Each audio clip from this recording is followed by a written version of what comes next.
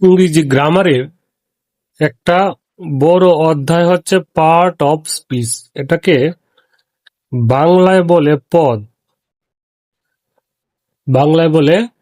Part of speech কাকে বলে? Part of speech বলে একটা বাক্যের মধ্যে যতগুলো শব্দ ব্যবহৃত হয়, প্রত্যেকটা অর্থবোধক শব্দ, অর্থাৎ যে সকল শব্দের অর্থ বাক্যে ব্যবহৃত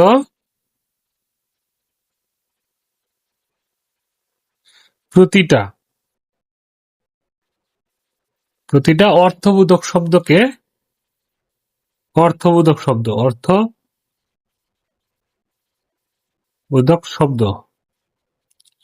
বাক্যে ব্যবহৃত প্রতিটা অর্থবোধক শব্দকে পার্ট অফ স্পিচ বলে।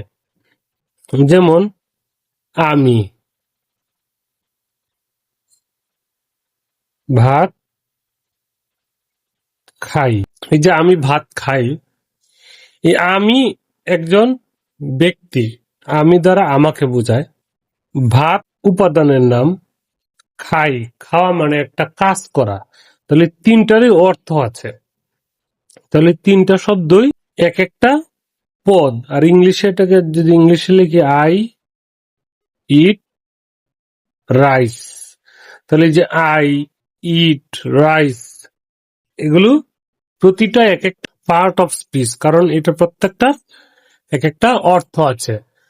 তাহলে বাক্যে ব্যবহৃত শব্দকে, যেমন I have a book, I have a book. এই যে আই একটা শব্দ, হ্যাভ একটা শব্দ, এ একটা আর্টিকেল, তাও এটা একটা শব্দ আলাদা, এ দ্বারা একটি বোঝায়। হ্যাঁ, এবার বুক, তাহলে বুকও তো বই। তাহলে এই সবগুলো একটা মিনিং আছে, অর্থ আছে।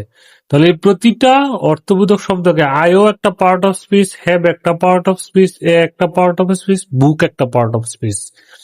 তাহলে বাক্যে ব্যবহৃত প্রতিটা অর্থবোধক শব্দকে পার্ট অফ স্পিচ বলে।